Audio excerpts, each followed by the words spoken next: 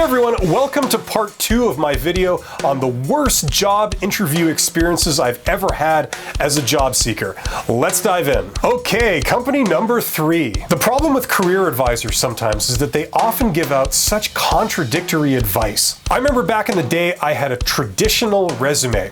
It listed where you had worked and what your duties were. Then I remember being told by career advisors that this was the wrong approach and you needed your resume to contain many accomplishments. These were examples of how you would improve things as measured in increases of percentages or money. Well, I remember doing this for a few years and it completely fell flat with recruiters. They cared about requirements, often measured in years of experience. So a resume listing mainly accomplishments didn't give them anything they were looking for. So I decided to return to that style of resume, the traditional resume.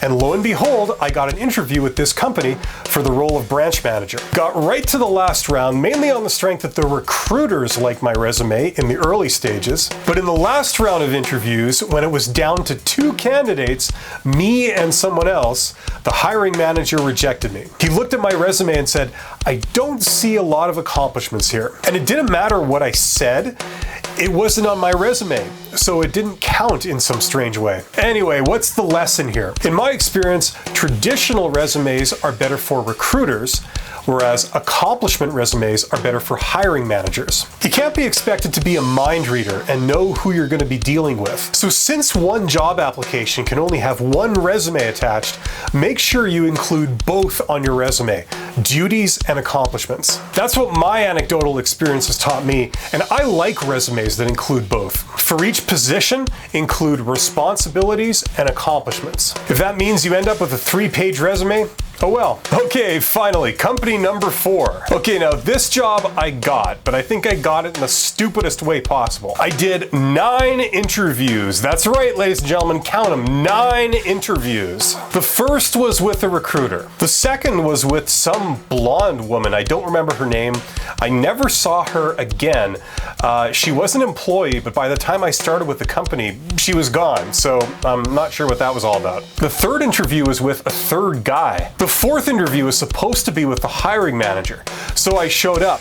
But after like 45 minutes, I was told that he was too busy to see me and we had to reschedule. The fifth interview, same thing, so it didn't happen. For the sixth interview, it was with a recruiter and the third guy at the same time. Then the seventh time, it was supposed to be with the hiring manager again, but once again, after about 45 minutes of waiting, I was told that he was too busy to make the meeting again.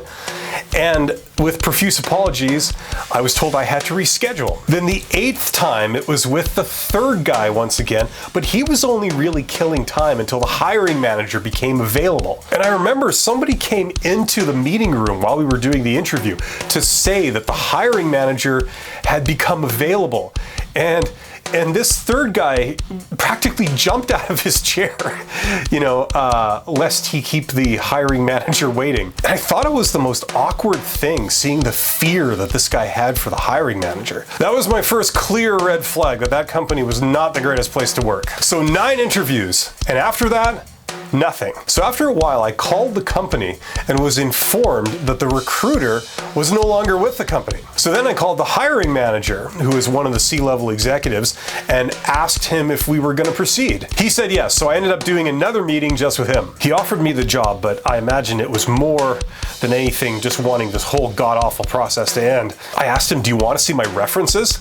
And he said, "At this point, don't worry about it." Now, this company had won an award for being one of my country's best managed companies, which is ironic because it was coincidentally one of the worst managed companies I've ever seen, let alone worked for. Okay, now, what's the lesson here? Basically, I just try and do the polar opposite to everything these people did, and usually good things happen. All the time they spent on me during the interview process didn't go into getting to know me, my strengths, weaknesses, history, ambitions, biases, passions. Have some sense of efficiency and treat your employees like they're actual human beings. whose time is valuable. And now that we're at the end of this video and hardly anyone is watching, always remember to wear sweatpants and 2 watches to all your interviews. And these have been some of my worst job interview experiences. Let me know yours. Leave a comment below. Don't forget to like, subscribe to my channel, and hit the bell. Anyway, I'm Bill, the company's expert. Thank you so much for watching my videos. You're awesome.